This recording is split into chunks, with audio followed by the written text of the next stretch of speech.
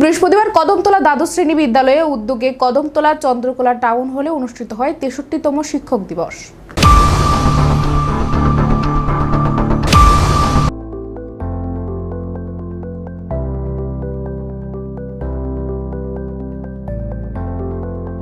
উক্ত শিক্ষক দিবসের উদ্বোধন করেন কদমতলা পঞ্চায়েত সমিতির নবনির্বাচিত চেয়ারম্যান মিহির রঞ্জন নাথ।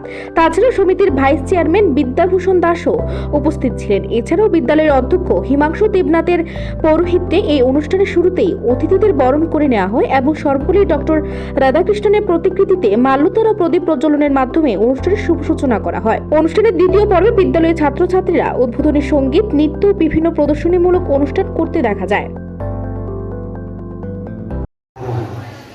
বিষ্ণু যেন রক্ষা করেন।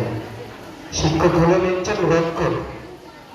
আমাদের যারা সমাজ থেকে যেন আমরা অশুভ পথে বেছে না নেই তার জন্য তিনি রক্ষা করেন। তিনি হলেন আমাদের রক্ষক, শিক্ষক। তিনি বিষ্ণু সমান। গুরু হলেন মহেশ্বর।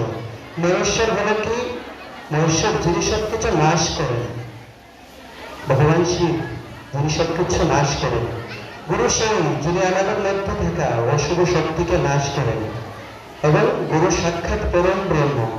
গুরু যিনি সামনে আছেন, আর যারা আমাদের এই হলঘরে আছেন, যারা আমাদের শিক্ষকরা আছেন, যারা গুরুজনেরা আছেন, তারাই ভগবান, তারাই পরম ব্রহ্ম। গুরু সাক্ষাৎ পরম ব্রহ্ম, তস্মৈ শ্রী গুরুবে নমঃ। আমার সম্মুখে উপস্থিত সকল শিক্ষক শিক্ষিকা যারা আছেন, যারা কদমতলাকে এগিয়ে নিয়ে যাওয়ার জন্য আছেন, যারা আপনারা মানুষ করেন, যারা দেবহীন মানুষকে শুধু প্রাণবন্ত করেন।